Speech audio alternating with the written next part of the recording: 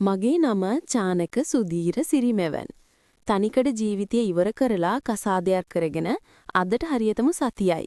මං ඉන්නේ කළුතර. මං බැන්දේ කොළඹ. හොඳට සල්ලිකාර ගෙදරක එකම දුව.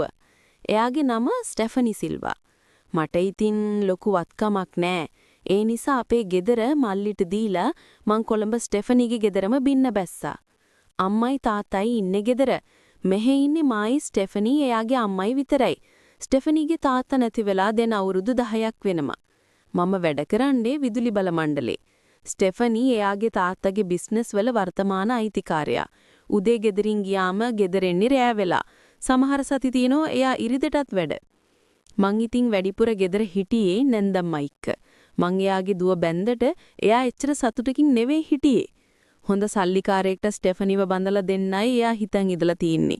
ඒ හින්දා ගෙදර හිටියට මාත් එක්ක වචනයක්වත් නැන්දම්ම කතා කරන්නේ නැන්දම්මගේ නම සුජීවා වෙත්තසිංහ.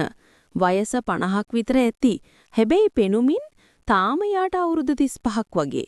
උසට හරියන පිරිපුන් නාරි දේහයකට හිමිකම් කියන නැන්දම්මට තියෙන්නේ තලිලු හමක්. රූපේ අංග සම්පූර්ණ ගෑණියක්. ස්ටෙෆනිත් නැන්දම්මගේ රූපේ ළඟදී පරාදයි. කෑම ලෑස්ති කරලා තියෙන්නේ කන්න පුළුවන්. රෑ කෑම මේසේ ලෑස්ති කරලා නැන්දම්ම එයාගේ සුපුරුදු ස්වරයෙන් අපිට ආරාධනා කළා. එයා මාත් එක්ක කතා කරන්නේ නෑ වගේම ස්ටෙෆනිත් එක්කත් කතා කරන්නේ තරහින්.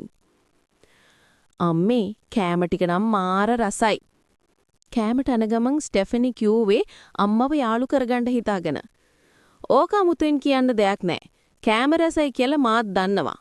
නැන්දම්ම කිව්වා. හැබැයි ඔරොප්පුවෙන් ඉද්දිත් අම්මගේ අමුතු ලස්සනක් තියෙන්නේ.